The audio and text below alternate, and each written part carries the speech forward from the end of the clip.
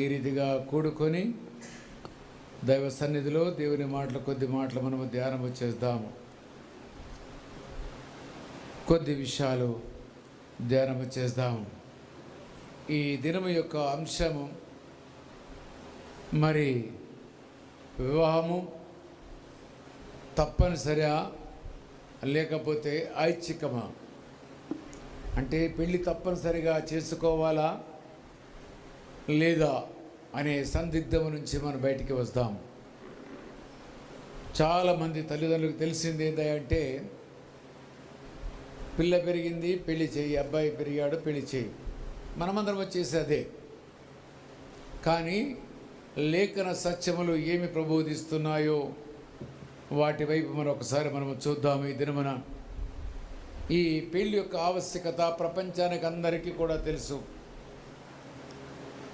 మనమందరం కూడా రకరకాలైనటువంటి విధి విధానాలని, ఒక్కొక్క ప్రాంతానికి ఒక విధి విధానాలు మనం రూపొందించుకున్నాము. కానీ పరిశుద్ధ లేఖనాల ప్రకారంగా వివాహము తప్పనిసరిగా లేకపోతే అది మన ఆప్షన్ మాత్రమేనా అని మనం ధ్యానం చేద్దాం.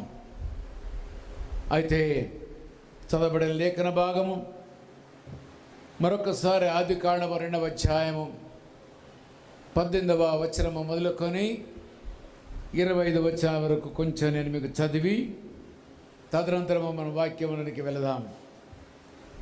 మరియు దేవుడైన యెహోవా నరుడు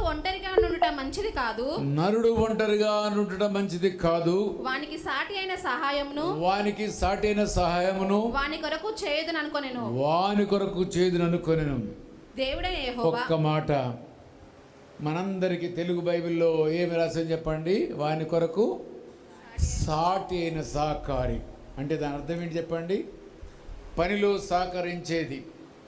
తను సంపాదిస్తే ఇంట్లో కూర్చొని ఇల్లునంతా కూడా నిర్వహించే స్త్రీ, అది దేవుని యొక్క ఉద్దేశము. సాటి అయిన సహకారిగా, అంతేకాదు కుటుంబ పరంగా, ఆర్థికంగా, మరి పిల్లల్ని విద్యాబుద్ధులు నేర్పే విషయంలో, అనేకమైన విషయంలో భర్త యొక్క అవసరాలు తీర్చడానికి ఏర్పాటు చేయబడింది ఈ యొక్క వివాహం. అయితే మన తెలుగు బైబిల్లో సాటి అయిన సహకారి అని లేఖనం ఉంది. కానీ ఒక్కసారి మీరు ఇంగ్లీష్ బైబిల్లో మనం చూస్తే ఇక్కడ మరొక మాట దేవుడు జ్ఞాపకము చేస్తూ ఉన్నాడు. నేను ఇంగ్లీష్లో చదువుతున్నాను చూడండి. Then the Lord God said, "It is not good that man should be alone. I will make him a helper fit for him." సాటైన సహకారి అని మన బైబిల్లో తీసుకున్న తెలుగు బైబిల్లో, కానీ ఇంగ్లీష్ బైబిల్ అంటున్నాడు ఫిట్ ఫర్, అంటే భర్తకు తోడైనది, సరిపోయేటటువంటిది. చాలామంది ఈ కుటుంబాల్లో, ఈ యొక్క కుటుంబ వ్యవస్థలో యవన బిడ్డలు విసిగిపోవడానికి గల కారణము, భర్తలు విసిగిపోవడానికి గల కారణము, భార్యలు విసిగిపోవడానికి గల కారణము, ఈ యొక్క వివాహ వ్యవస్థే వద్దని అనుకోవడానికి మూల కారణం ఏదంటే భార్య భర్తకి, భర్త భార్యకి ఒకరికొకరు ఫిట్ కాకపోవడం. వారి ఇరువురు కూడా ఒకరినొకరు అర్థం చేసుకోకపోవడమే ఈ యొక్క పెద్ద సమస్య.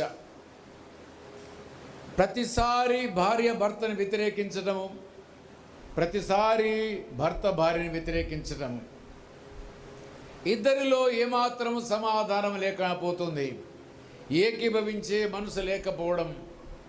ఈనాడు వివాహాలు చేసుకుంటున్నారు, ఆతృతతో వివాహాలు చేసుకుంటున్నారు. భౌతికంగా మనకు కనబడే వాటిని మనం చూస్తున్నాము. కానీ మరి వీరు నాకు సూటా కాదనేది మనం చూడలేకపోతున్నాం. అందుకే వివాహ వ్యవస్థలో కొత్త కొత్త మార్పులు వస్తున్నాయి. పెళ్ళి కంటే ముందే ఏం చేస్తున్నారు చెప్పండి? సహజీవనము చేస్తున్నారు. పెళ్లి కంటే ముందే సహజీవనము చేస్తున్నారు. పెళ్లి కంటే ముందే ఒకరి విషయాలు ఒకరు తెలుసుకుంటున్నారు. ఒకరితో ఒకరు సరిపోతామా లేదని డేటింగ్ అని ఒక పేరు పెట్టుకున్నారు దానికి. ఆ డేటింగ్లో వారి అభిప్రాయాలు వీళ్ళకి, వీళ్ళ అభిప్రాయాలు ఒకరికి ఒకరు ఎక్స్చేంజ్ చేసుకుంటున్నారు. ఎక్స్చేంజ్ చేసుకుంటే తాత్కాలికంగా పురుషుడు అందాన్ని చూస్తాడు, స్త్రీ మగవాని ఆదాయాన్ని చూస్తుంది, స్థితిగతులను చూస్తుంది. కానీ ఆ కాసేపటికి ఆకర్షణలో ఉన్న వారి ఇరువురు కూడా బాగుందనుకోవచ్చేమో, కానీ దేవుడు చెప్పిన రీతిగా ఆ ఇంగ్లీష్ మాటకు తగ్గట్టుగా I will make him a helper అంటే మన దగ్గర సాటి అయిన సహకారి సరిపోయింది. కానీ I will make him a helper fit for him, అతనికి సరిపోయేదాన్ని తయారు చేస్తాను అన్నాడు. సరిపోయేవారిగా. మీరందరూ మనమందరము 30 సంవత్సరాలు, 40 సంవత్సరాలు, 50 సంవత్సరాల సహజీవనం అంటే వివాహంలో జతపరచబడ్డాము. కానీ ఒకరికొకరు ఫిట్టేనా? ఒకరితో ఒకరు విభేదించేవారుగా ఉన్నారా? ఒకరితో ఒకరు అంగీకరించేవారుగా ఉన్నారా?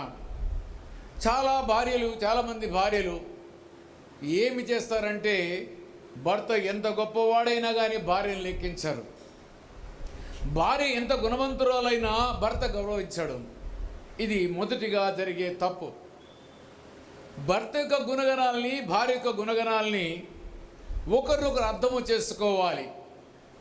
ఒకరితో ఒకరు కలిసి జీవితాన్ని వెలగక్కాలంటే, నడిపించాలంటే అర్థము చేసుకోవడం కావాలి.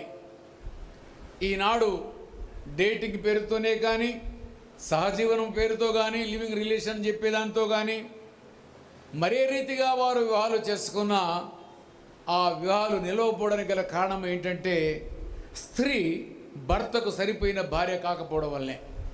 బైబిల్ ప్రకారం నా సొంత నిర్ణయం కాదు, నా సొంత మాట కాదండి. మగవాడు దేన్నో ఆశించి ఇష్టపడి పెళ్లి చేసుకుంటున్నాడు. స్త్రీ అదే రకంగా దేన్నో ఆశించి మగవాడిని పెళ్లి చేసుకుంటుంది. కానీ భర్తకు భార్య ఫిట్ అవుతుందా? ఇప్పుడు మీరు ఒక కప్లింగ్ తెచ్చుకుంటారు మార్కెట్లోకి వెళ్ళి. ఆ కప్లింగ్కి థ్రెడ్ ఉంటే అది రెండు కరెక్ట్గా థ్రెడ్డింగ్ ఎక్కితే అది ఊడిపోదు. ఆ థ్రెడ్డింగ్ లూజ్ ఉన్నా, ఎక్కువ ఉన్నా, తక్కువ ఉన్నా దానిలో జోడించబడలేదు. తర్వాత ఏ ఉద్దేశంతో ఆ కప్లింగ్ని ఫిట్ చేయాలని అనుకున్నామో అది సంపూర్ణంగా ఫిట్ కాదు. ఒక్కసారికి ఫిట్ కాదా అంటే ఒక్కసారి కాదు, జీవితం అంతా కూడా ఫిట్ కాదు, జీవితకాలం అంతా కూడా ఫిట్ కాదు. కారణం ఏంటంటే భార్యలు భర్తను అర్థం చేసుకోవడం లేదు. బైబిల్ వాక్యము చెప్పే మాటలు. భార్యని దేవుడు అన్న మాట ఏంటంటే విధేయత కలిగి జీవించమని దేవుడు ఆజ్ఞాపించాడు. చాలామంది ఈనాడు స్త్రీ లోకము లోపల మనం చూసినట్లయితే, నీవు చదివావు, నేను చదివాను, నీవు ఉద్యోగం చేస్తున్నావు, నేను ఉద్యోగం చేస్తున్నాను, నీవు సంపాదిస్తున్నావు, నేను సంపాదిస్తున్నాను, కట్నం బాగా తెచ్చాను అని భర్తల్ని ఇబ్బంది పెట్టే భార్యలు. కానీ ఒక ఉన్నతమైన ఉద్యోగం చేసే ఒక వ్యక్తి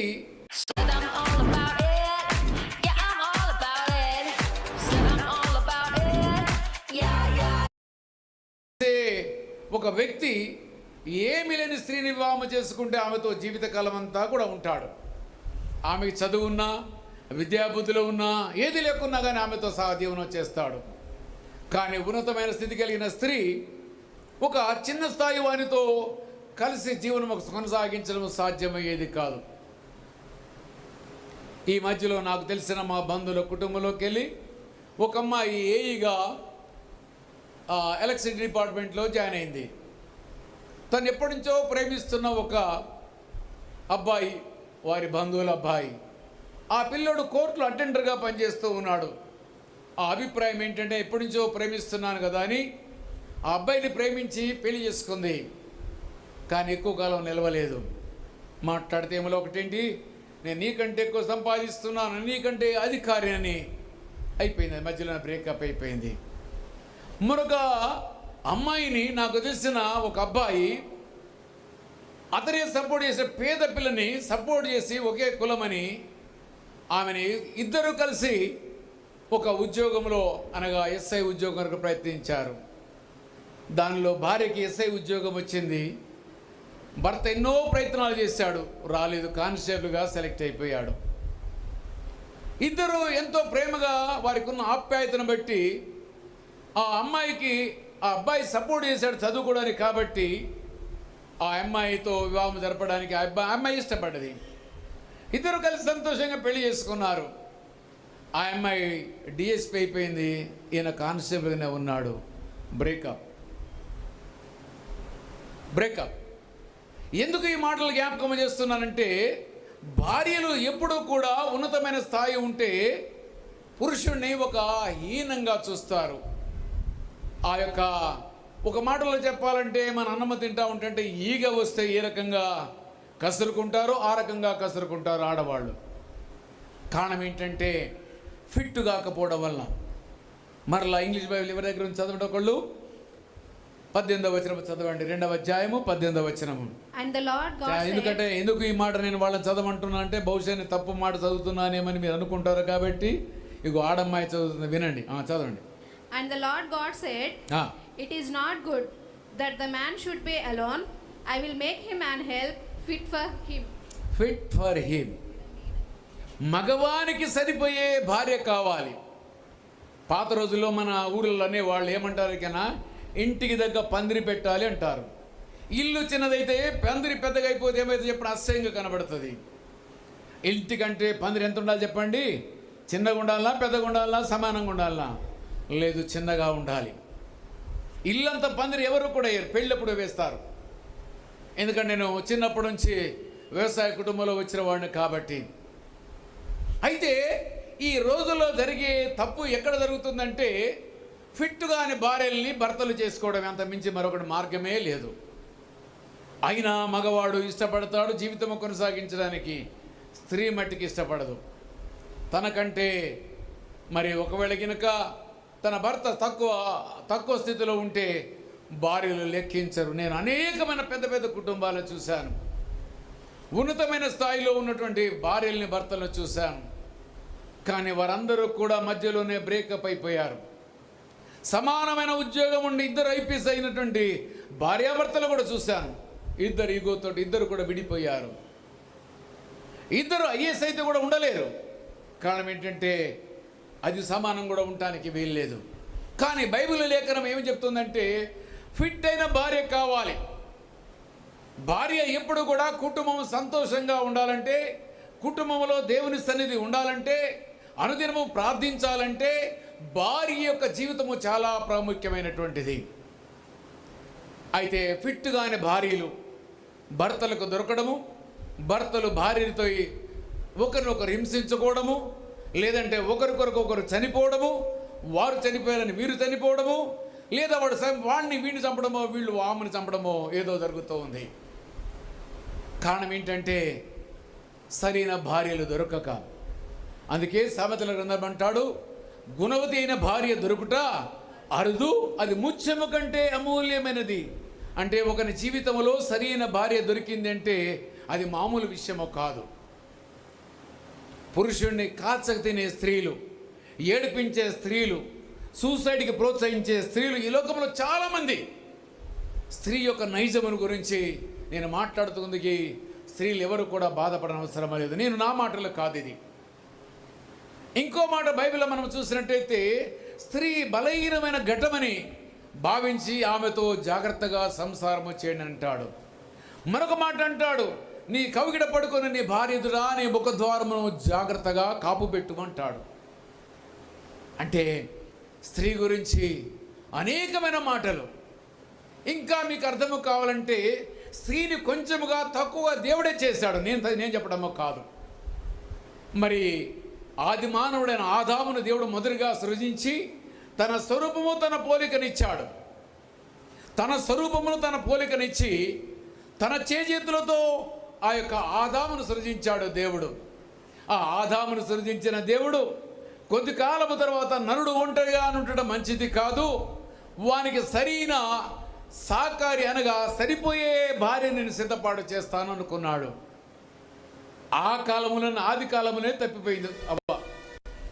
ఆ కాలం మొదలుకుంటే ఈ కాలం వరకు కూడా ఈ యొక్క సమస్య అలానే ఉండిపోయింది, కానీ పరిష్కారము కాలేదు. కొంతమంది భార్యలు ఇంటికి పోవడానికి కొంతమంది భర్తలు ఇంటికి పోవడానికి భయపడతారు. అందుకే తాగుబోతులు అవుతారు. రాత్రి 10 గంటలకి 10 గంటలకి పోవడానికి మూల కారణం ఏంటంటే, ఇంటికి పోయిన వెంటనే రాక్షసుల మీద పడుతుంది. నా మాటలు కాదు, బైబిల్ ఉన్న మాటలు. భర్తను అర్థం చేసుకోలేరు. వాడు ఎంత కష్టపడి వచ్చినా కానీ రావడంతో ఇది లేదు అది లేదు, నువ్వు అది కాదు, నువ్వు చేత కాదు, నీ పనికి రావు. అందుకే ఈనాడు విడాకుల సంఖ్య విస్తారమైపోతుంది. యవనతరమైన యవనస్తులు మగపిల్లలు మాకు పెళ్ళే వద్దంటున్నారు. ఈ బాధలో మాకొద్దు. బైబిల్లోనే ఉంది ఆ మాట. అపోస్తలుడైన పౌలు అంటాడు, నువ్వు పెళ్లి చేసుకున్నావా, నువ్వు శారీరకంగా బాధపడతావా అంటాడు. ఆ మాటలను మీకు చదివిస్తా.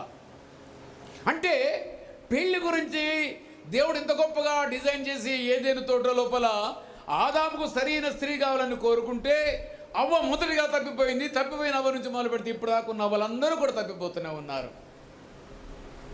నా పెత్తనం అంటే నా పెత్తనము, నా పెత్తనం అంటే నా పెత్తనము, నా మాట గెలవాలంటే నా మాట గెలవాలి, నేనే గొప్ప అంటే నేనే గొప్ప, నేను కట్టం తేలేదా అనే మాటతో మానవుడిని మగవాడిని నోరు మప్పిస్తున్నారు.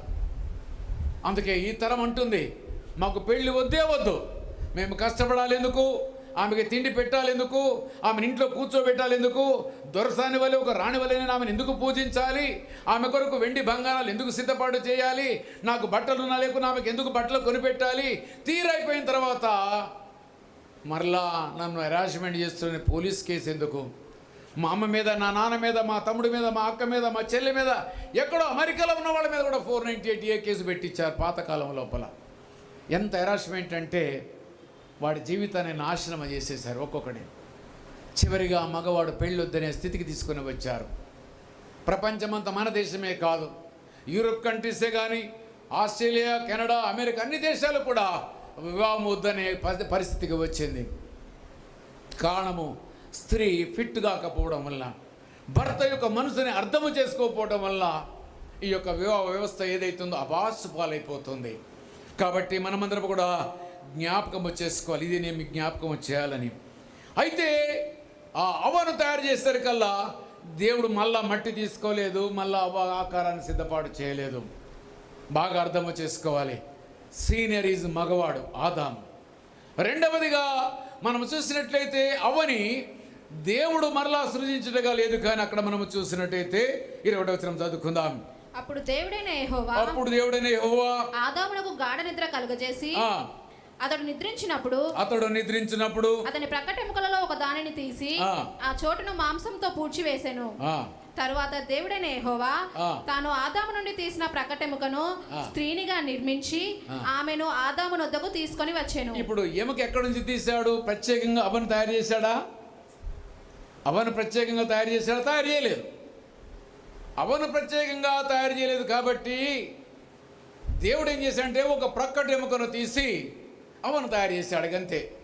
ఇక దాని తర్వాత ఆయన చేతులతో నిర్మించాడా, ఎలా నిర్మించాడు ఇక్కడ వివరించలేదు. కానీ ఆదాము దగ్గరికి వచ్చేసరికల్లా మట్టి తీసుకొని తన చేతులతో తను ఆదామును సృజించడం మనం చూస్తాం. అవని తీసుకుని వచ్చాడు. అవని తీసుకుని వస్తే మగవాడు ఎంత పిచ్చోడో చూడండి. ఆడదాన్ని చూస్తే ఎర్రుడైపోతాడు. తర్వాత ఏమైంది చదవండి. అప్పుడు ఆదాము ఇట్లనెను, నా ఎముకలలో ఒక ఎముక, నా ఎముకల్లో నా ఎముక, నా మాంసములో మాంసము, నా మాంసములో మాంసము, ఇది నరునిలో నుండి తీయబడెను గనుక, ఇది నరులో నుండి తీయబడిన గనుక నారి అనబడును. ఇది ఎక్కడి నుంచి తయారైంది అవ్వా? దేవుడు ఎందుకు తయారు చేశాడు? వేరే తయారు చేస్తే అసలు సంబంధం ఉండేది కాదు బహుశా, నాకు తెలిసినంత మట్టికి. ఎముకలో నుంచి చేస్తేనే ఈ రకంగా ఒకళ్ళకొకళ్ళు అన్ఫిట్ అవుతూ ఉంటుంటే, మరి ఒకవేళ కనుక వేరు వేరుగా దేవుడు సృజిస్తే అసలు నీకు నాకేం సంబంధం అనేవాళ్ళు కావచ్చు. అయితే ఆదాము యొక్క మాటలు ఆ అందమైన స్త్రీని చూస్తున్నప్పుడు, అవను చూస్తున్నప్పుడు ఆమెకి ఒక కవిత్వము మాట్లాడుతూ ఉన్నాడు. నా ఎముకలలో ఒక ఎముక, నా మాంసములో మాంసము, ఇది నరులో నుండి తీయబడిన కనుక నారీ అనబడెను. ఎంత గొప్ప కవిత్వం ఒకసారి మీరు ఆలోచించండి. అయితే మీరందరికీ అర్థమో కావాలి, స్త్రీ లోకానికి అర్థమో కావాలి. మీరు సపరేట్ కాదు, మీరు భర్తలో ఒక ఎముక లాంటి వారు మాత్రమే.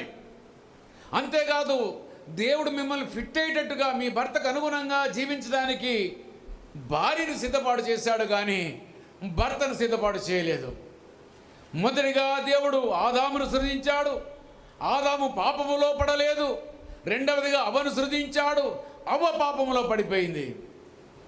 ఇక అన్ని విషయాల్లో జూనియరే, కానీ అన్నిటి విషయాల్లో సీనియర్ అంటదేమో. ప్రతి కుటుంబంలో వచ్చిన సమస్య ఇదే. జూనియర్గా ఉండకపోవడం. ప్రీతి నాకెళ్ళి బాగా చూస్తుంది, అంకుల్ బహుశా నా కొరకే సిద్ధపాటు చేసినట్టుందని. Yes, it's a good lesson for you. In future you can learn so many things and you can lead a happy life. అయితే ఇక్కడ మనం చూసినట్లయితే మనమందరము కూడా అర్థం చేసుకోవాలి, ప్రతి స్త్రీ అర్థం చేసుకోవాలి. నా భర్తకు నేను ఫిట్ అయ్యానా కాలేదా, నా భర్తకు నేను వేరుగా నేను మాట్లాడుతున్నానా జీవిస్తున్నానా అని ఆలోచించాలి. మనము వారికంటే మగవానికంటే ఎంత జ్ఞానము కలిగినా, ఎంత ధన సంపన్నులమైనా, గొప్పగా మనము చదువుకున్నా, గొప్పగా మనము సంపాదించినా, నీవు పురుషుడికి ఫిట్ కావాలి కానీ పురుషుడికి ఫిట్ కాడు. ఎందుకంటే బైబిల్ ఆ మాటలు చెప్పి సెలవిస్తుంది. అయితే ఈ పురుషుల్లో ఒక మహాగుణాన్ని మనము చూడాలి. అప్పటి వరకు అమ్మా నాన్న ఇంటికాడ పెరుగుతాడు, ఈ అమ్మాయి కూడా అమ్మా నాన్న దగ్గరే పెరుగుతారు. ఆ ఇద్దరు పెళ్ళి అయిన వెంటనే విభేదాలు స్టార్ట్ అవుతాయి. అత్త మాట అవ్వగా కోడలకి ఇష్టపడదు, కోడల మాట అత్తకి ఇష్టపడదు. ఇక ఇంట్లో గొడవ మొదలవుతుంది. ఇక ప్రేమించి పెళ్లి చేసుకున్నాడు కాబట్టి ఇప్పుడు ఏమంటాడు, ఇక వద్దులే, ఈ రోజు యొక్క కాకిపోరు నీకు నాకు వద్దు, మన ఇద్దరము కలిసి వేరే పోదామని అంటాడు. ఆ మాట చదువుదాం చూడండి. కాబట్టి 24 వచ్చారు. కాబట్టి పురుషుడు తన తండ్రిని తన తల్లిని విడిచి తన భార్యను హత్తుకొనును. ఇక్కడ హత్తుకుంటాడు. ఎందుకంటే తన శరీరంలోకి వెళ్ళి వచ్చిన ఎముక కాబట్టి ఆ యొక్క ఎముకను హత్తుకుంటాడట. అమ్మని ఏడిచి ఆయన్ని విడిచిపెడతాడట. అందుకనే కొంతమంది స్త్రీలు చేయంగా ఆ యొక్క పురుషుడు తన తల్లిని తన తండ్రి యొక్క ధర్మాన్ని నిర్వర్తించలేడు. కానీ బైబిల్ ఏముందంటే, నీవు దీర్ఘాయుష్మంతుడగినట్లుగా నీ తల్లిని తండ్రిని సన్మానించుమని ఉంది. అమ్మకు రూపాయి ఇస్తే పెళ్ళానికి ఇష్టం ఉండదు, నాన్నకు బట్టలు కొంటే భార్యకి ఇష్టం ఉండదు, ఆ తండ్రి తరపు వాళ్ళని ప్రేమిస్తే ఇష్టం ఉండదు. మొన్న ఒక పెళ్ళికి నేను పోయాను. 3 పెళ్ళిళ్ళు, ఒక గృహప్రవేశాన్ని చూసి వచ్చాను. అక్కడ ఒక ఆయన మంచి కవిత్వం గట్టి పాట పాడాడు. అమ్మా, పెళ్ళైన మరుక్షణం వెంటనే వేరే కుంపడి పెట్టబాకు, కలిసి ఉండడానికి ప్రయత్నం చేయరు. ఒక అద్భుతమైన కవిత్వంతో ఒక పాట పాడాడు. నాకు చాలా సంతోషం అనిపించింది. నా దగ్గర ఉంది వీడియో, నేను మీకు షేర్ చేస్తే ఒకసారి చూడండి, వినండి. అంటే లోకమంతా కూడా ఆలోచించే విధానము దేవుని యొక్క విధానము కాదు. దేవుని యొక్క ఆలోచన, లోకము యొక్క ఆలోచన, లోకము యొక్క పోకడ వేరువేరుగా ఉంటుంది. దేవుడు బోధించే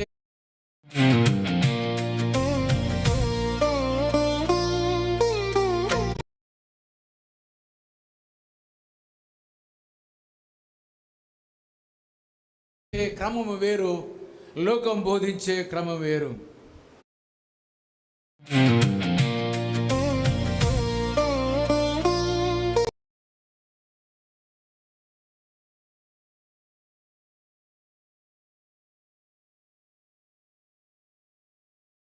అయితే వారిద్దరూ ఏక శరీరమయ్యుందురు అంటున్నాడు.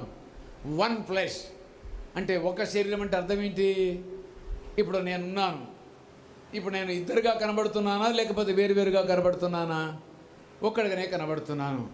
నా భార్యతో కలిసి నేను ఉన్నా, ఒక్క శరీరంగా నేను జీవించాలి.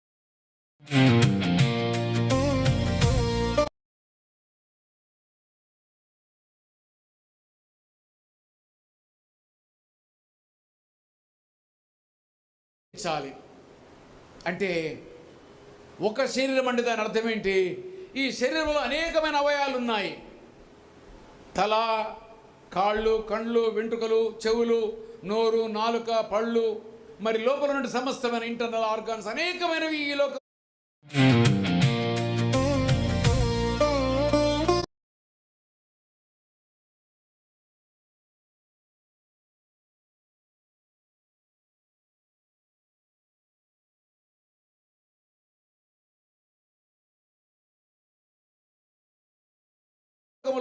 మన శరీరంలో ఉన్నాయి. ఎన్ని ఉన్నా కానీ ఒక శరీరంలోనే ఉండాలి. అంటే భర్త యొక్క మాట వినాలి. వస్తీకి ఏం జరిగింది చెప్పండి? వస్తీ రాని ఏం చేసి చెప్పండి? రాదన్నాడు. నీ అందాన్ని నా కింద ఉన్నటువంటి అధిపతులకు అందరికీ నేను చూపిస్తాను, నా రాజ్యంలో నేను విందు భోజనం ఏర్పాటు చేశాను. రమ్మంటే ఏమన్నది? నువ్వు పిలిస్తే నేను వస్తానా అంటే, నువ్వు పిలిస్తే నేను నీకు దాసురాలనా? నువ్వు పిలవడం ఏంటి, నేను రావడం ఏంటి? ఏమైంది? రాజరికం పోయింది, రాణి యొక్క పదవి పోయింది. ఈనాడు అందరూ కూడా మనమందరూ కూడా చిన్న చిన్న డిఫరెన్స్ తోటి విడాకుల వరకు వెళ్ళిపోతున్నాం. ఒంటరి జీవితం జీవించాలనుకుంటున్నాం, అక్కడ మజా ఉందనుకుంటున్నాం, కానీ అక్కడ పోతే అంతకంటే రెండంతల నరకం ఉంటుంది. భర్త కుంటోడో గుడ్డోడో, పని చేసేవాడో పని చేయనోడో, సంపాదించోడు ఇంటి ముందు కాపలా ఉంటే ఆ గౌరవం వేరు ఆడదానికి. ఒకవేళ కనుక భర్తే కనుక విడిచిపెడితే లోకమంతా నిన్నే చూస్తుంది, ఆ వాడవాడ నిన్నే చూస్తుంది. ప్రతి మగవాని చూపు నీ వైపే ఉంటుంది. నీ ఒంటరిగా బ్రతకడం కష్టం. నువ్వు ఎంత భక్తిగా ఎంత నిష్టగా ఉండాలన్నా సమాజం నిన్ను ఉండనీయదు. కాబట్టి ఈ చివరి దినాల్లో మనమందరం కూడా అర్థం చేసుకోవాలి. భర్తకు భార్య ఫిట్ అయ్యే భార్యగా అతను ఆమె యొక్క జీవితం మార్చుకోవాలి.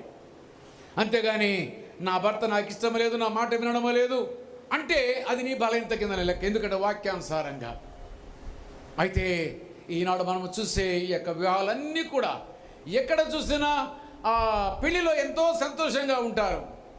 నేను ఒక పెళ్ళికి పోతే, క్రైస్తవ పెళ్ళి, ఆ అమ్మాయి పెళ్లిలో ఎంత ధైర్యంగా అంటుందంటే, ఇంకా తాళి కట్టలేదు, ఉంగరం పెట్టలేదు, ఆ ప్రమాణాలు చేపించి, నీ ప్రమాణం ఎవరి కొరకు నువ్వు ప్రమాణం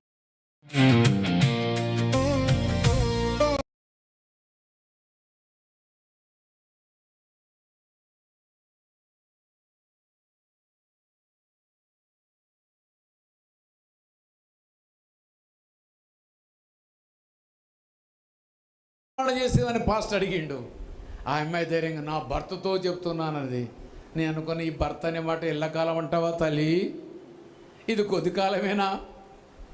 పెళ్ళి కాకముందే కాబోయే భర్త అని లేదు, నా భర్తతో అని ప్రమాణం చేసింది. సంతోషం.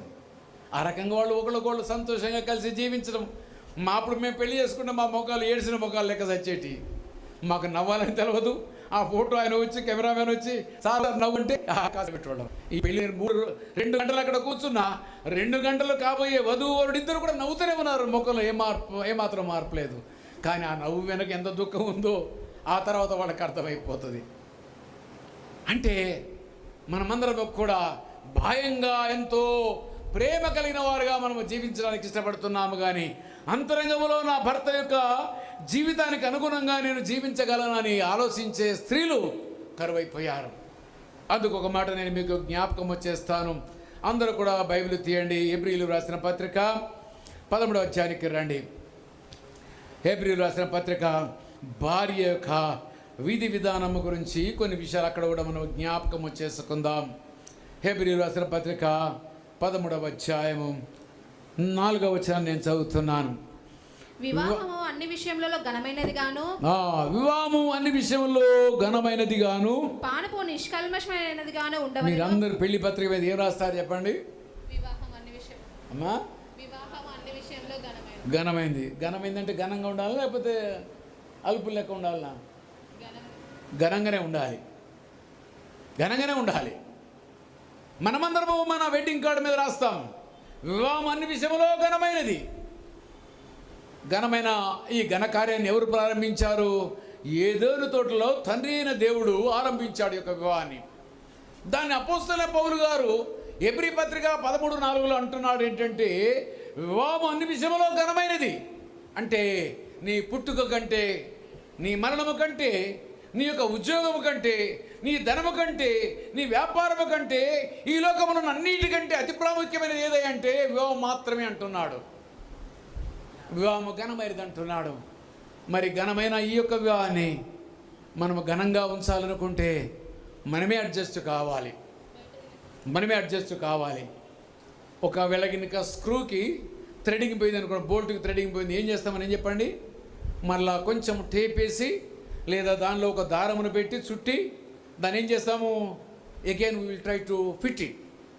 మళ్ళీ దాన్ని ఫిట్ చేయడానికి మనం ప్రయత్నం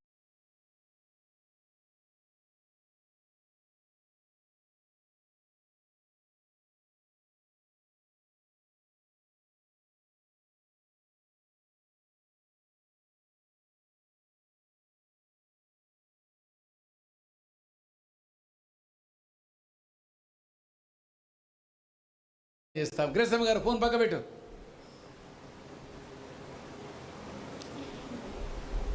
అయితే మనం దాన్ని ఏం చేస్తాము, అది ఫిట్గా లూజ్ కాకుండా ఉండడానికి ఏం చేస్తాము, విల్ ట్రై ఇట్.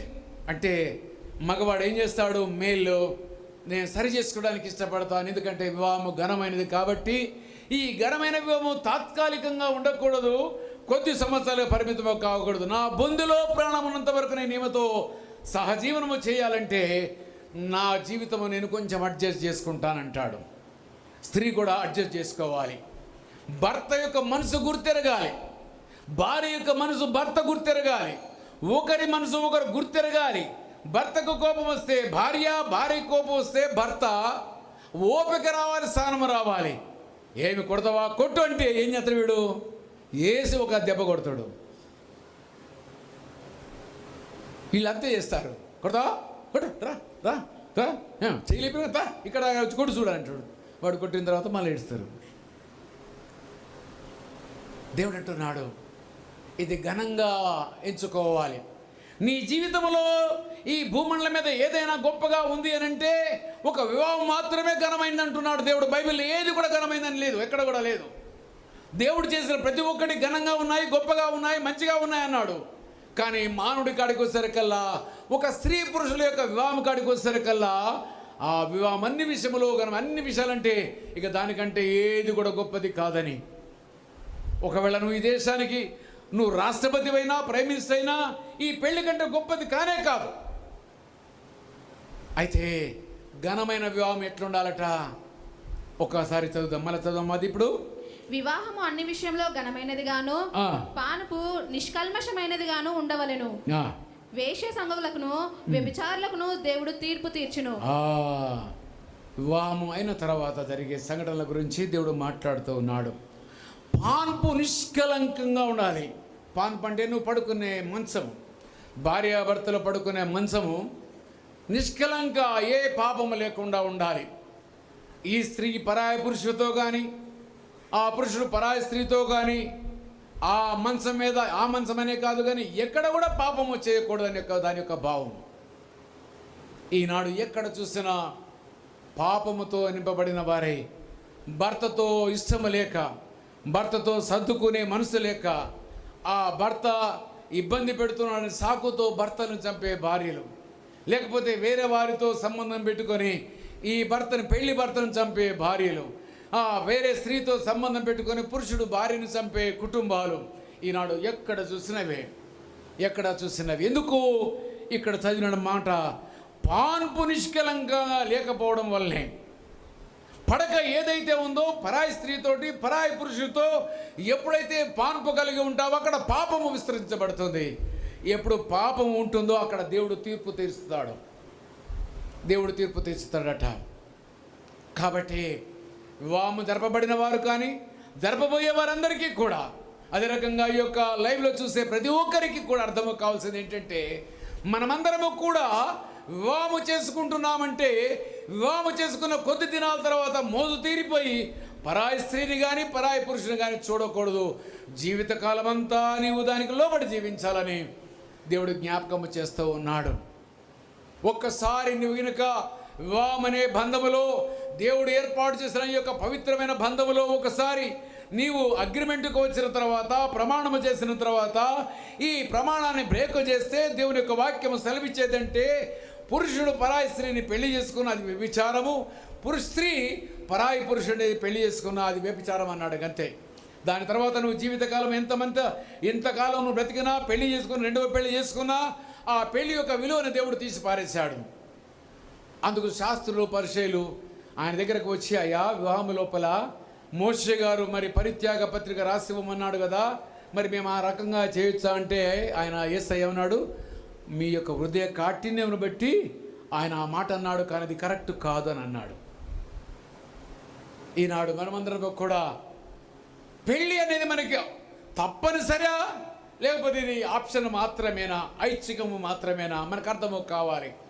ఒకసారి పెళ్ళి అనే బంధములో మనము కలుసుకున్న తర్వాత ఈ బంధము ఎల్లవేళ కొనసాగించాలంటే లూజ్ అయిన థ్రెడ్కు దారము, లేకపోతే టేపు వేసి ఏ రకంగా మనం సరి చేసుకుంటామో అదే రీతిగా ఆ భార్యాభర్తలు ఇరువురు కూడా సంబంధాన్ని సరిచేసుకోవాలి, కానీ పందాలకి పోయి కుటుంబాన్ని నాశనం చేసుకోకూడదు. ఎందుకంటే నీవు గినక నాది అని గినక నువ్వు వెళ్ళిపోయినట్టయితే పాపం ఎవరి దృష్టిలో చేస్తున్నావు? దేవుని దృష్టిలో చేస్తున్నావు. ఎవరికి వ్యతిరేకంగా పాపం చేస్తున్నావు? సర్వాధికారైన దేవుని యొక్క చట్టమును ఉల్లంఘిస్తున్నావు. కాబట్టి జాగ్రత్తగా ఆలోచించాలి. మనమందరం కూడా ప్రతి స్త్రీ తన భర్తతో అడ్జస్ట్ కావడానికి ఇష్టపడాలి. భర్తను అనుకున్నప్పుడు రీతిగా మంచిగా ఉండకపోవచ్చును, కానీ నువ్వు అడ్జస్ట్ కావాలి. అదే రకంగా భర్త తను కోరుకున్న రీతిగా భార్య ఉండకపోతే ఆమెను సరి చేసుకోవాలి, కౌన్సిలింగ్ చేసుకోవాలి, ప్రార్థన చేయాలి, ఉపవాసము చేయాలి. లేకపోతే ఎవరో ఒక సంఘ కాపురి మంచివాడు ఉంటే వాని దగ్గరికి వెళ్ళి చెప్పుకొని ఇద్దరు కూర్చొని కౌన్సిలింగ్ తీసుకోవాలి. కానీ ఇప్పుడు ఎక్కడ పోతున్నాం? కౌన్సిలింగ్ సెంటర్ పోతున్నాం, పోలీస్ స్టేషన్ పోతున్నాం. దీంట్లో 1 కొరింథీయులు రాసిన పత్రికలో అంటాడు, మీలో తీర్పు తీర్చడానికి ఎవడు కూడా యోగ్యుడు లేడా? మీరు ఎందుకు వాళ్ళ దగ్గరికి వీళ్ళ దగ్గరికి ఎందుకు పరిగెడుతున్నారు అని అంటాడు దేవుడు. అయితే మన దగ్గర ఎంతోమంది ఉన్నా కానీ కాక మనం ఇష్టపడం. పరాయి చెట్టు మనకి చాలా నచ్చింది. హిందీలో ఒక సామెత ఉంది, గర్కా మురిగి దాల్ బరాబర్. ఇంటోడట పప్పుతో సమానుడు. ఆవిడ కోడైనా కానీ కాక, విలువైన కోడైనా కానీ కాక పెళ్ళం కూర వండి పెడితే ये मुर्गी कहाँ से लाए तुम? अपना घर का मुर्गी है. अरे अपना घर का मुर्गी है तो दाल का बराबर है, तुम क्या पकाए मेरे लिए? అంటే ఇది కాదు. మనమందరం కూడా అర్థం చేసుకోవాలి జీవితాల లోపల. ఈ చివరి దినాల్లో ఎక్కడ చూసినా పేపరు చూద్దామంటే చికాకు కలిగేటట్టుగా ఉంది. ఆస్తి కోసం తల్లిని తండ్రిని చంపే బిడ్డలు, అదే రకంగా ఆస్తి కొరకు తల్లిని తండ్రిని చంపే కుమారులు, ఆ ఆస్తి కొరకు అన్నదమ్ములు చంపుకోవడము, ఆస్తి కొరకు అక్క చెల్లెలు చంపుకోవడము ఈ మధ్యలో బాగా తేలికైపోయింది. సూపార్ అని ఒకటి వచ్చింది, మీ అందరూ తెలుసుగా, చదువుకున్న మీరు అంతా చదువుతారు. సూపార్ అని ఒక సిస్టమ్ వచ్చింది. నన్ను ఎవరైనా చంపాలనుకుంటే నా భార్య కానీ ఇంకెవరైనా కానీ 1 లక్ష రూపాయలు ఇచ్చారనుకోండి, నన్ను కోడిని కోసినట్టు కోసి పారేసి వెళ్ళిపోతారు. ఎంతకి? 1 లక్ష రూపాయలకి. పాతకాలంలో ఒక మనిషిని చంపాలంటే ఒక 50 లక్షలు, 1 కోటి రూపాయలు అడిగేవాళ్ళు. ఇప్పుడు అది ఎక్కడికి వచ్చింది? దాని విలువ 1 లక్ష రూపాయలకు వచ్చింది, 20 లక్షలకు వచ్చింది, 30 లక్షలకు వచ్చింది. ఇదిగో ఈ రకంగా మనమందరం కూడా అంటే చేతికి మసి అంటకుండా ఉండాలనుకుంటారు, కానీ ఎక్కడో ఒక దగ్గర దొరుకుతారు. సుపారీ ఇచ్చింది తెలిసిద్ది, ఆమె ఎవరు చెప్పిందో అన్నీ కూడా తెలుస్తాయి. అప్పుడు ఆమె ఎవరినైతే మోజుపడ్డాయి వాడితో ఉండాలనుకుందో వాడితో ఉండలేదు. ఎక్కడ పోయి ఉంటుంది? జైల్లో ఉంటుంది, కటకటాల్లో ఉంటుంది. అక్కడ ఆనందంగా ఉంటుందా? ఆనందంగా ఉంటుందా? ఈ మధ్యలో నాకు తెలిసిన ఒక సహోదరుడు, ఒక మా బంధువు అంటున్నాడు, నేను జైలుకు వెళితే నాకు నరకంలా కనపడ్డది, ఎందుకో నేను ఉండలేకపోయాను. ఈ లోకంలో ఇట్లా చల్లటి గాల్లో విహరించే పరిస్థితులు, 10 మందితో మాట్లాడేది, పెళ్ళికి పోయేది, చావుకు పోయేది, సంతోషంగా ఉండేది, అన్ని విడిచిపెట్టి ఎక్కడ లేకుండా ఏకాకి వలే వాడు పెట్టిన టైంలో తినాలి, వాడు పడుకోమంటే లైట్లు బంద్ చేస్తే పడుకోవాలి, అంతే, నో చాయిస్. ఆ చిన్న సెల్లోనే అందరూ ఈరిపోతారు, ఆ చిన్న సెల్లోనే అందరూ ఆ అర్జెంట్ అయితే దాంట్లోకి పంపిస్తారు, నీళ్ళు కొడుతూ అదే కంపు వాసనలో అదే దోమల బాధలో బతకాలి. ఇది ఎవరు కూడా అర్థం చేసుకోవట్లేదు. తాత్కాలికమైనటువంటి కోపముతో భర్తతో భార్య, భార్య భర్తతో ఒకరితో ఒకరు సంబంధాలు లేకుండా జీవితకాలాలు కొనసాగే వాళ్ళు ఉన్నారు. ఇది వాక్యానుసారం కాదు, దేవుడు ఒప్పుకోవట్లేదు. పెళ్ళైన తర్వాత నీ భర్తతోటే నీ పాన్పు ఉండాలి, నీ పడక ఉండాలి, నీ భార్యతోటే నీ పడక ఉండాలి. కానీ పరాయి పురుషుడితో కానీ పరాయి స్త్రీతో కనుక ఉంటే దేవుడు ఏమంటున్నాడు? ఆ మాట చదువు మరొకసారి.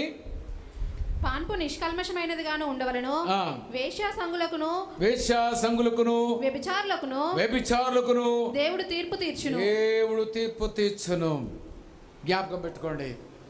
నువ్వు ఒకవేళ కనుక నీ భర్త, నీ భార్య నీకు తీర్పు తీర్చలేకపోవచ్చును, కావచ్చు, వాళ్ళకి శక్తి లేకపోవచ్చును, వాళ్ళ మీద నువ్వు ఉల్టా కేసు పెడతావు, వాళ్ళు నోరు మూసుకొని బయటికి వెళ్ళిపోవచ్చునేమో. నువ్వు ఒకవేళ మ్యూచువల్ డివోర్స్ నువ్వు అప్లై చేయకపోతే, డివోర్స్కి అప్లై చేయకపోతే నీ మీద 498 కేసు పెడతా అని భయపెట్టేయటము, ఇవన్నీ కూడా చూస్తూ ఉంటుంటే ఈ యొక్క దైవ చట్టం ఏదైతే ఉల్లంఘన బహువిస్తరంగా జరిగిపోతుంది. కాబట్టి ఇది దేవుని యొక్క చిత్తము కాదు. దేవుడు అనే మాటకి మనమందరూ లోబడి జీవించే వారముగా ఉండాలని దేవుడు మనకందరికీ కూడా జ్ఞాపకం చేస్తూ ఉన్నాడు. ఒక వివాహం గురించి నేను మీకు జ్ఞాపకం చేస్తాను. ఆది కాండములో ఒక ఆదర్శకరమైన వివాహం ఉన్నది. ఆది కాండము 24వ అధ్యాయానికి రండి. 24వ అధ్యాయంలో ఇస్సాకు అదే రకంగా రిబ్కా యొక్క వివాహం గురించి కొద్ది మాటలు నేను మీకు జ్ఞాపకం చేసి, వివాహం చేసుకోకూడదని దాని గురించి కూడా నేను మీకు జ్ఞాపకం చేస్తాను. ఆది కాండము 24వ అధ్యాయం. అబ్రాహాము గారికి వయస్సు ఎక్కువైపోయింది.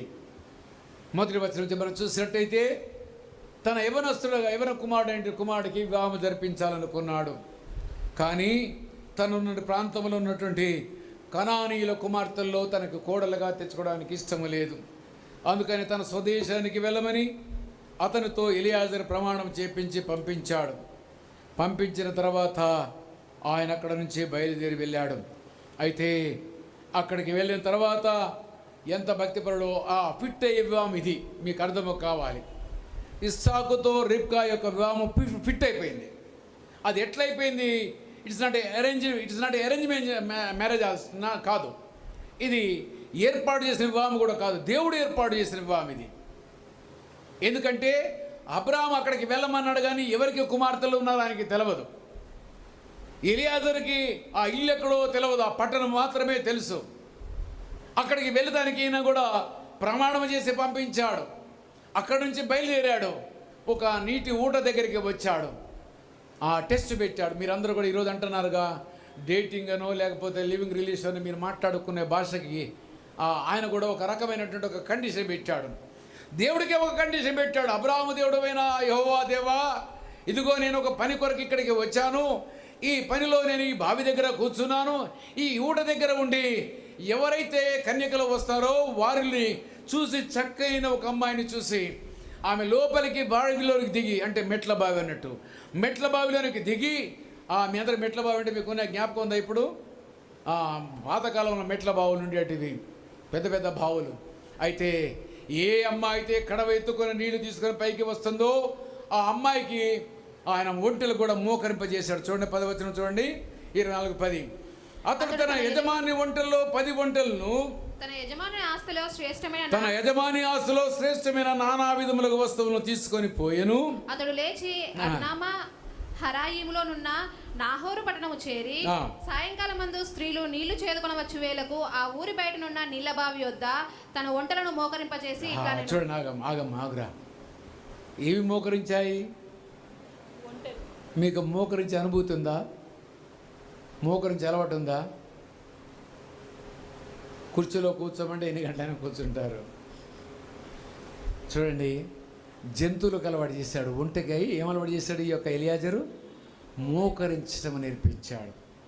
ఈ మోకరించడం అబ్రాహాము దగ్గర నేర్చుకున్నాడు ఎలియాజరు నేర్చుకున్నటువంటి యొక్క జంతువులు కూడా నేర్పారు వాళ్ళు. ఆ యొక్క ఒంటెలు కూడా నీల్ డౌన్ అయిపోయాట, మోకరించాయట. మోకరించి ఏమని ప్రార్థన చేస్తున్నాడో చూడండి. నా యజమానుడగు అబ్రహాము దేవుడవైన యెహోవా, నేను వచ్చిన కార్యమును త్వరలో సఫలము చేసి నా యజమానుడగు అబ్రహాము మీద అనుగ్రహము చూపుము, చిత్తగించుము. నేను ఈ నీళ్ల ఊట యొద్ద నిలుచుచున్నాను. ఈ ఊరి వారి పిల్లలు నీళ్లు చేదుకొనుటకు వచ్చుచున్నారు. కాబట్టి నేను త్రాగునట్లు నీవు దయచేసి నీ కడవను వంచమని నేను చెప్పగా, నీవు త్రాగుము, నీ ఒంటలకును నీళ్లు పెట్టదనని ఏ చిన్నది చెప్పునో ఆమెయే నీ సేవకుడైన ఇస్సాకు కొరకు నీవు నియమించినదై ఉండును గాక. అందువలన చాలమ్మా. ఇప్పుడు ఏమైనా దేవుడికి పరీక్ష పెడుతున్నాడు.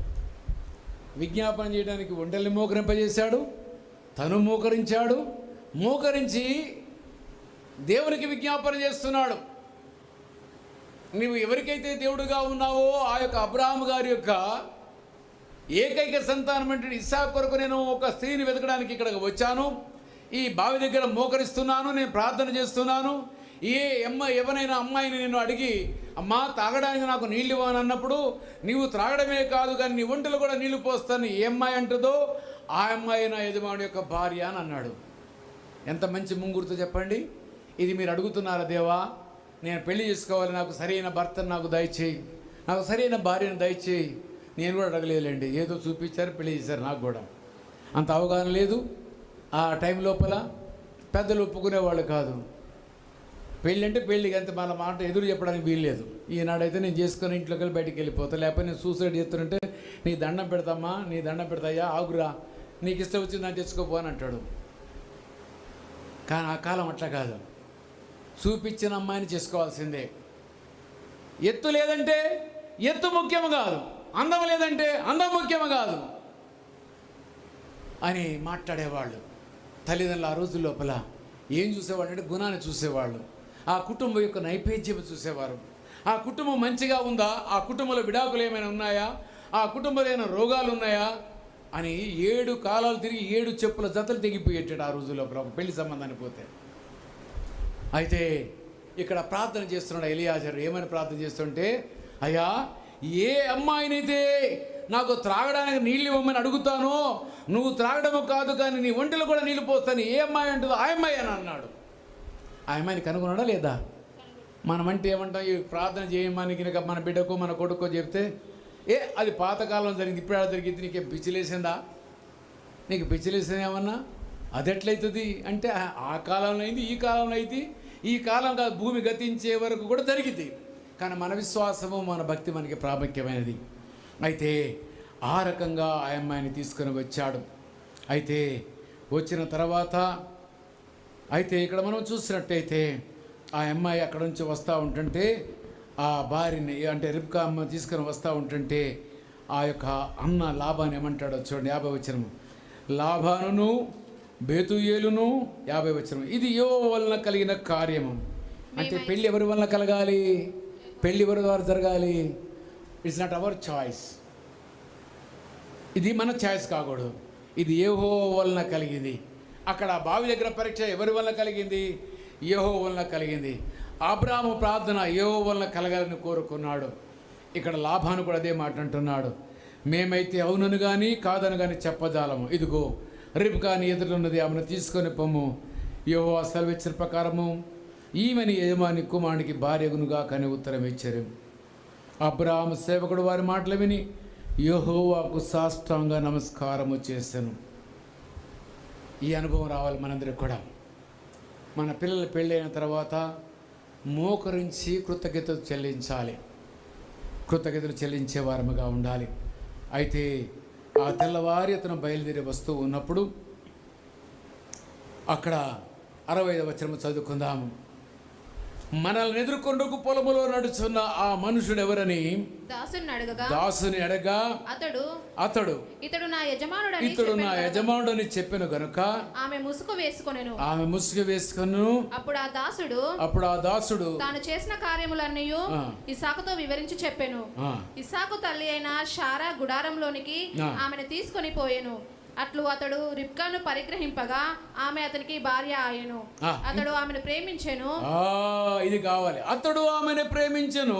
అప్పుడు ఇస్సాకు తన తల్లి విషయమై దుఃఖ నివారణ పొందెను. ప్రేమించాలి, పురుషులైన వారు భార్యను ప్రేమించాలి. భార్యలు భర్తలకు ఏం కావాలి మీరే చెప్పాలి, ఎక్కువ మంది ఉన్నారు, ఏం చెప్పాలి?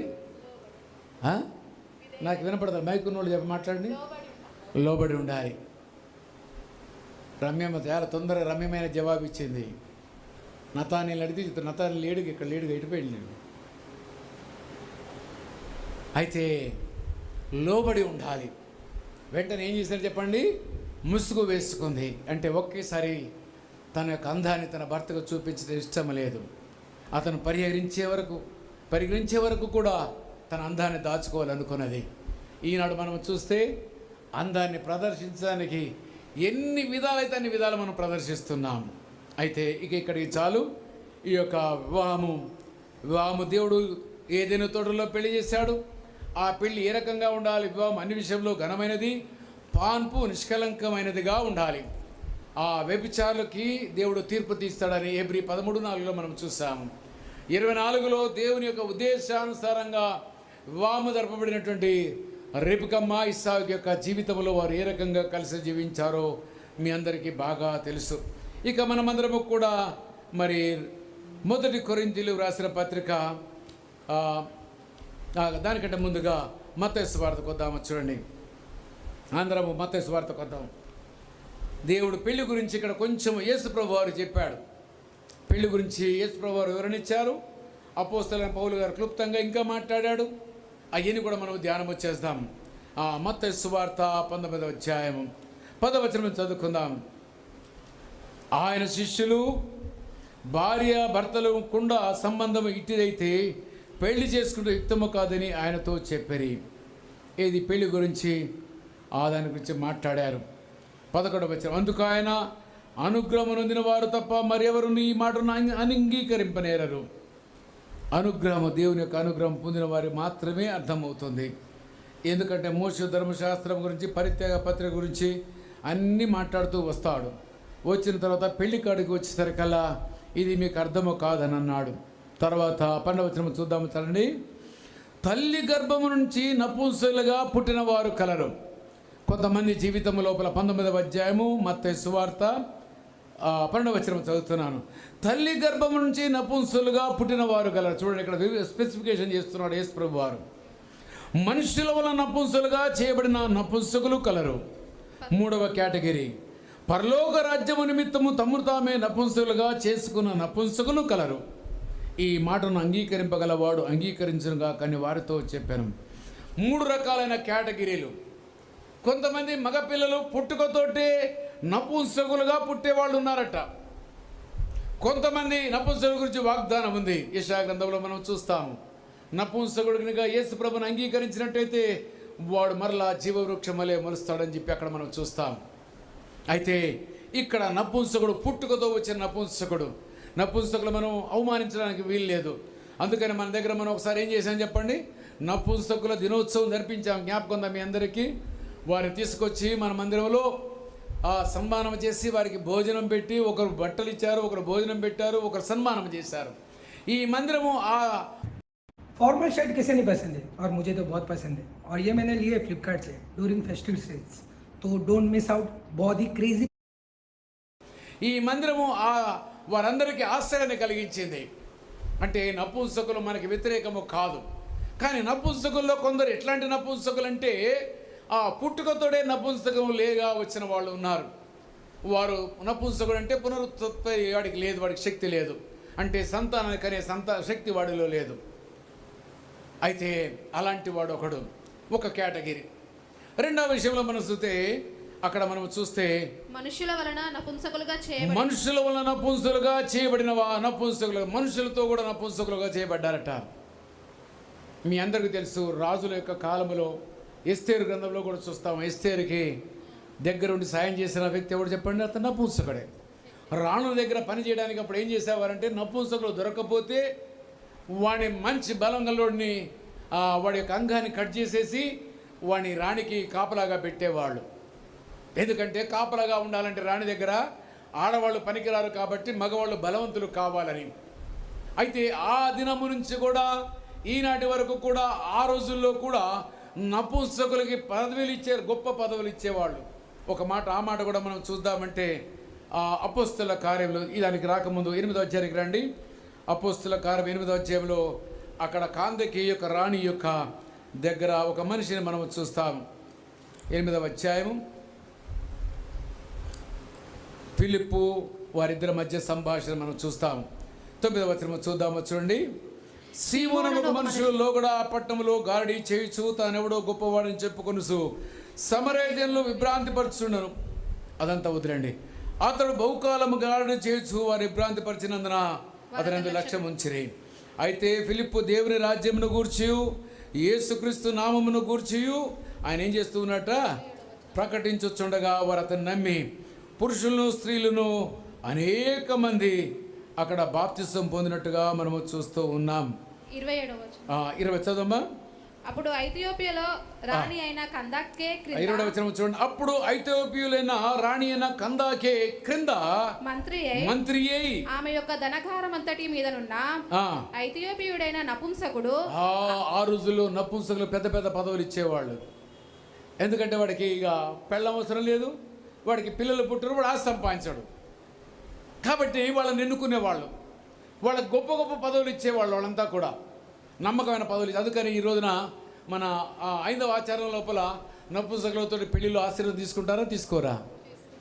కారణం అదే. ఎందుకంటే ఆ పాతకాలం నుంచి వాళ్ళని గౌరవించేవాళ్ళు.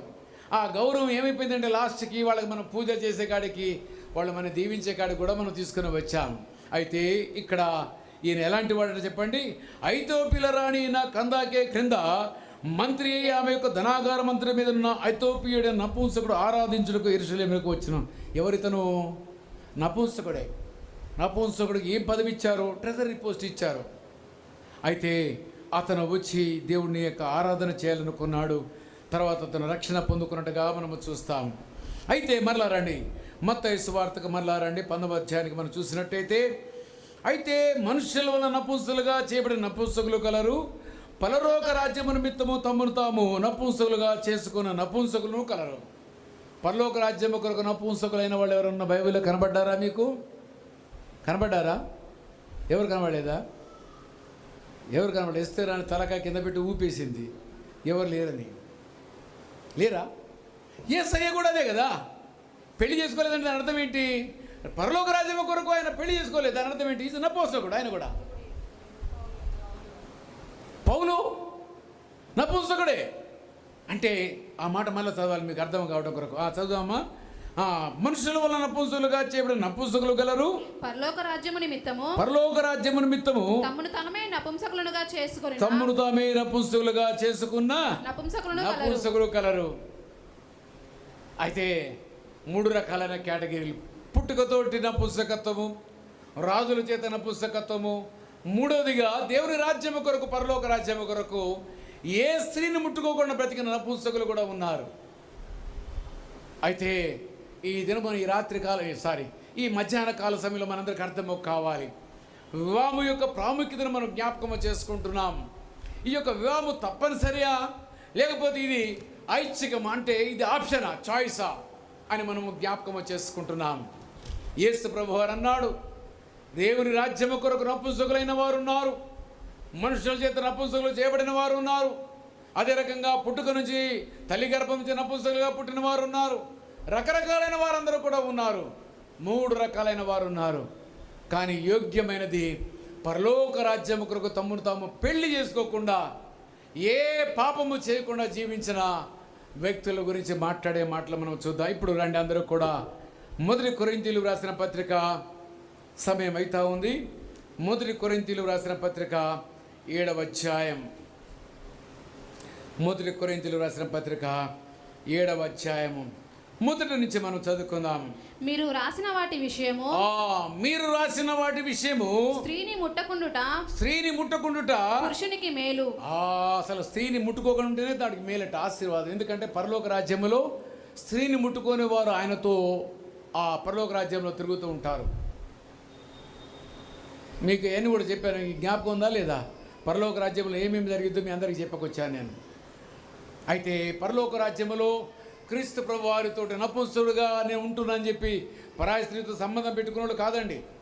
పెళ్లి చేసుకోకున్నంత మాత్రాన వాడు పరలోకంలో యేసయ్య పక్కన తిరుగుతాడు అనుకుంటే అది కూడా తప్పే. ఇక్కడ అనే మాట మీరు బాగా అర్థం చేసుకోవాలి. స్త్రీని ముట్టుకుంటుట పురుషునికి అసలు స్త్రీతో సంబంధమే లేకుండా స్త్రీని ముట్టుకోకుండా ఉండేవాడికి మేలు అంటున్నాడు.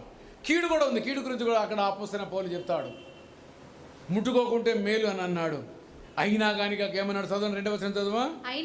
అయినను అంటే అందరికీ ఆ నిలకడ శక్తి లేదు, అందరూ స్త్రీ లేకుండా బతకలేరు. కాబట్టి అక్కడ దేవుడు అంటున్నాడు, ఆయనే వివాహ వ్యవస్థను ప్రవేశపెట్టాడు. ఆ వివాహ వ్యవస్థ కఠినంగా ఉండకూడదని ఆయన అనేకమైన రీతిగా సరైన స్త్రీని పెట్టాడు. అయినా చిన్న భిన్నమైన వివాహ వ్యవస్థ గురించి అపోస్తలుడైన పౌలు హెబ్రీ 13:4వ వచనంలో చెప్పాడు. పాన్పు నిష్కటంగా ఉండాలి, వ్యభిచారులకు దేవుడు తీర్పు తీర్చనని అక్కడ మాట చెప్పాడు. అయితే ఇక్కడికి వచ్చేసరికి నపుంసకులు 3 తరగతులు చెప్పాడు. ఆ నపుంసకుల్లో ఒకరు దేవుని రాజ్యం కొరకు నపుంసకత్వం తీసుకున్న వారి గురించి మాట్లాడుతుంటున్నాడు. అసలు స్త్రీని ముట్టిన వాడే ధనుడు, మేలైన వాడని అన్నాడు. అసలు పెళ్లి చేసుకోకుండా ఉంటే మేలన్నాడు. అయినా జాగ్రత్తలు జరుగుతున్నందున ప్రతివానికి సొంత భార్య ఉండాలను, ప్రతి స్త్రీకి సొంత భర్త ఉండవలెను. ప్రతి స్త్రీకి సొంత భర్త ఉండాలి. భర్త భార్యకును అలాగుననే భార్య భర్తకును వారి వారి ధర్మంలో నడపవలను. ఇక్కడ కూడా కొంత మీకు ఒక మాట చెప్పాలి నేను. అయినను జారత్వాలు వ్యభిచారాలు జరుగుతున్నాయి కాబట్టి ప్రతి స్త్రీకి ఒక పురుషుడు భర్త ఉండాలి, ప్రతి మగవానికి ఒక భార్య ఉండాలని దేవుడు అక్కడ స్పష్టంగా సెలవిచ్చాడు. అంటే నిగ్రహ శక్తి ఉండదు కాబట్టి, నీ శరీర కోరికలు నీ స్వాధీనంలో ఉండవు కాబట్టి పెళ్లి చేసుకో.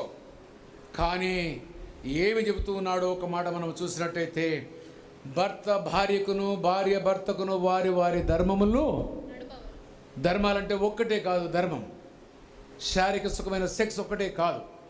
ధర్మం అంటే భార్యకి భర్త ఒక సహధర్మచారిణిగా ఉండాలి, ఫిట్ అయిన భార్యగా ఉండాలి, భర్తను ప్రేమించేదిగా ఉండాలి, అదే రకంగా భర్త యొక్క ఇష్టాలకు అనుగుణంగా జీవించేవారై ఉండాలి అంటూ ఆ మాట చెబుతూ, వారు ఒకరికొకరు ధర్మాలు నిర్వర్తించాలి, అందరము కూడా ధర్మాలు నిర్వర్తించే వారముగా ఉండాలంటున్నాడు.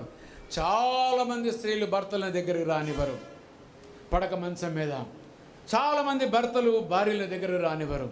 దానివల్ల ఏం జరుగుతుంది చెప్పండి? లోకములో పాపము జరుగుతూ ఉంది. పెళ్ళెందుకు చేసుకోమన్నాడు మగవాడిని, పెళ్ళెందుకు చేసుకోమన్నాడు ఆడదాన్ని అంటే, మగవాడికి కోరిక కలిగినప్పుడు భార్య పక్కలోనే ఉంటుంది కాబట్టి, భార్యకి కోరిక కలిగితే భర్త, ఒకరి కోరికలు ఒకరు తీర్చుకోవడానికి.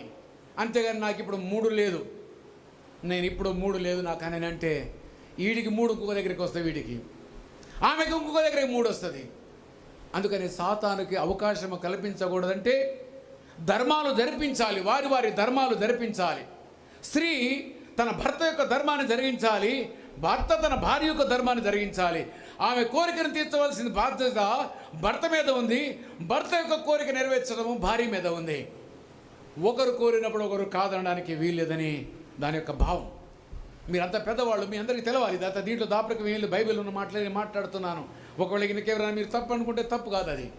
ఇది బైబిల్ ఏదైతే ఉన్నదో ఉన్నది ఉన్నట్టుగా చూపించాలి, దీన్ని దాపరికంగా మార్చడానికి వీలు లేదు. అయితే ఎవరి ధర్మాలు వాళ్ళు నిర్వర్తించాలి. పెళ్ళయ్యే వరకు ఆవేశంతో, కోపంతో, లేకపోతే ఉద్రేకంతో ఒకళ్ళొకరు ఏపిపించడం కాదు, కానీ వృద్ధాప్యం వరకు కూడా వారు ఒకరి నుంచి ఒకరు వేరే ఈ లోకమును విడిచే వరకు కూడా ఒకరి ధర్మాలను ఒకరు నిర్వర్తించాలి, ఒకరు కోరికను ఒకరు మన్నించాలి. అది దేవుడు సెలవిస్తూ ఉన్నాడు. తర్వాత 4వ వచనం చదువుకుందాం చూడండి. భర్తకే గాని ఇంకా మంచి వివరణ ఇస్తా ఉన్నాడు ఇక్కడ. భర్తకే గాని భార్యకు తన దేహం పైన అధికారము లేదు. నా ఇష్టం వచ్చిన వస్త్రాధరణ చేస్తాను, నా ఇష్టం వచ్చిన నీ కోరిక తీరుస్తానంటానికి అధికారం భార్యకి లేదండి. అదే రకంగా భర్త గురించి చెప్పమ్మా. అలాగున్న భార్యకే గాని, అలాగున్నే భార్యకే గాని భర్తకు తన దేహం పైన అధికారము లేదు. ఒకరి మీద ఒకరి అధికారం లేదు. వివాహం చేసుకున్నావంటే నీ ఇష్టం అనేది నడవదిగా. భర్త ఇష్టాన్ని నువ్వు నెరవేర్చాలి, భార్య ఇష్టాన్ని నెరవేర్చాలి. ఇద్దరు ఏక శరీరం. ఇందాక మనం చదివాం ఆదికాండం 2వ అధ్యాయము 20వ వచనం మనం చదువుకున్న వారిద్దరూ ఏక శరీరం అవుదురని ఒక మాట విన్నాము.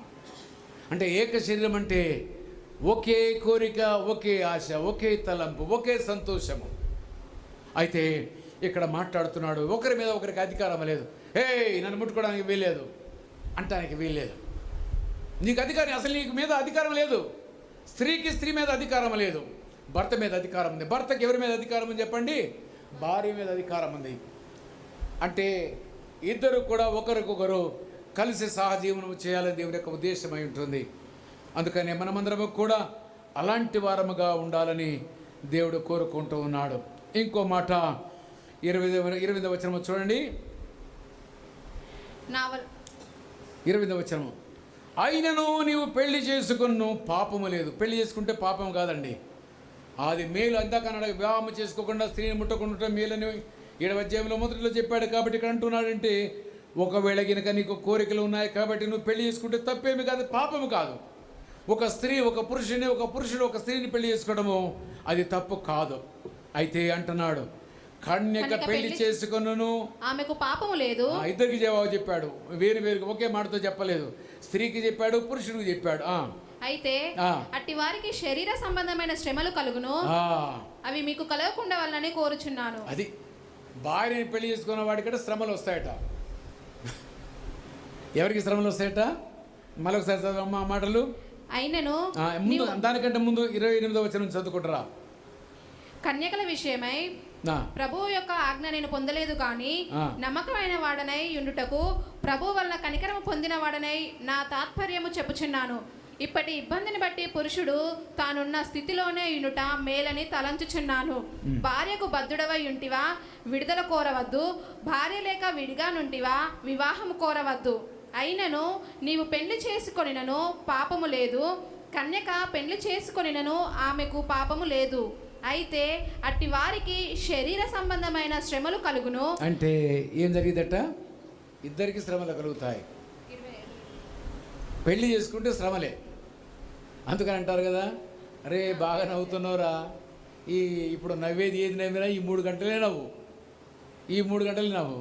ఇక జీవితం అంతా కూడా ఈ నవ్వు ఎట్లుంటుందో నీకు తెలియదు, అమ్మాయికి తెలియదు, అబ్బాయికి తెలియదు. నవ్వు కంటే ఎక్కువ దుఃఖమే ఉంటుంది. అందుకని అంటున్నాడు దేవుడు. ఈ మాటలు ఎంత భావగర్భితంగా ఉన్నాయో ఒకసారి మీరు అర్థం చేసుకోండి. పెళ్లి చేసుకున్న స్త్రీకి కానీ పెళ్లి చేసుకున్న భర్తకి కానీ ఎందుకు శ్రమలు వస్తాయంటే ఆమె శరీరం మీద ఆమెకు అధికారం లేదు, ఆయన శరీరం మీద ఈమెకు అధికారం, ఒకరి మీద ఒకరికి అధికారం లేదు. కాబట్టి ఒకరి మాట ఒకరు వినాలంటే ఇప్పుడు ఏం చేయాలి? నా కోరికలు నేను చంపుకోవాలి, ఆమె కోరికలు ఆమె చంపుకోవాలి. కాబట్టి శ్రమలే. కాబట్టి అందుకని అంటున్నాడు మనకట అట్టి వారికి శరీర సంబంధమైన శ్రమలు కలుగును, అవి మీకు అంటే పెళ్లి చేసుకుంటే మేలు అన్నాడు. ఎందుకు? పౌలు గారు పెళ్లి చేసుకోలేదు కాబట్టి దేవుని యొక్క రాజ్యం కొరకు ఆయన ప్రకటించడానికి శ్రమలు లేకుండా హాయిగా నేను జీవిస్తూ నా ఇష్టమైన కోరిక ప్రకారంగా నేను జీవించాలనుకున్నాడు. కాబట్టి ఆయన ఆ కోరిక కలిగి మన అందరికీ జ్ఞాపకం చేస్తున్నాడు. అంటే దీని అర్థం ఇప్పుడు ఏమర్థమైంది మీకు చెప్పండి? వివాహం అనేది తప్పనిసరియా లేకపోతే అది ఆప్షనా, చాయిసా, ఐచ్ఛికం అని అంటే ఇప్పుడు ఏం చెప్తారు మీరు చెప్పండి? కోరిక కలిగితే పెళ్లి చేసుకోవాలి, కోరిక లేకపోతే పెళ్లి చేసుకోకూడదు. కాబట్టి మనమందరం కూడా పెళ్లి చేసుకుంటే తప్పేమి కాదు, పెళ్లి చేసుకోకపోతే మేలు మాత్రమే. అది పాపముగా చేసుకుంటే పాపము కాదు, చేసుకోకపోతే అది పుణ్యము కాదు, కానీ మేలు కలుగుతుంది, శారీరక శ్రమలు ఉండవు.